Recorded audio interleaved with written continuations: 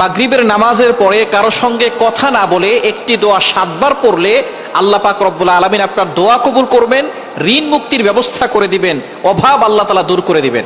বর্তমান আমাদের সমাজে আমরা অনেকে আমল করতে চাই না। আমলের মাধ্যমে কিন্তু আপনি আপনার জীবনটাকে পরিবর্তন করতে পারেন। আমল দিয়ে যদি আপনি আপনার জীবনটাকে সাজান, দুনিয়াতেও শান্তি পাবেন, আখিরাতেও শান্তি পাবেন। নবীজি সাল্লাল্লাহু আলাইহি ওয়াসাল্লাম আমাদেরকে এমন কিছু দোয়া শিক্ষা দিয়েছেন যে দোয়ার মাধ্যমে কিন্তু আমরা সুখে শান্তিতে দুনিয়াতে বসবাস করতে পারি। নবীজি সাল্লাল্লাহু আলাইহি সাল্লামের কাছে অনেক সাহাবায়ে কেরাম বলতেন, ইয়া রাসূলুল্লাহ, আমার সম্পদ কম, দুনিয়া আমার কাছ থেকে দূরে সরে গেছে, ইয়া রাসূলুল্লাহ কিছু দোয়া বলে দেন।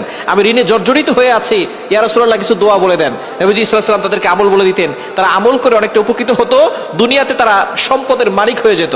সুতরাং আপনি যদি অভাব দূর করতে চান এবং ঋণ থেকে মুক্তি পেতে চান, অনেকে ঋণের জ্বালায় জর্জরিত হয়ে গেছে, ঋণের বোঝায়, ঋণের টেনশনে তাদের চোখে ঘুম আসে না।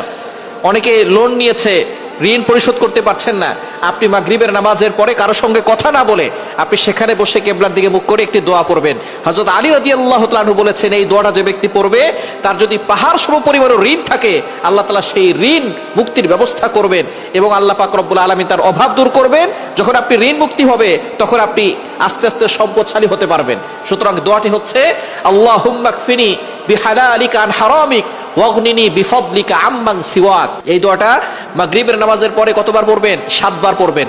7 বার পরে আল্লাহর কাছে দোয়া করবেন, দেখবেন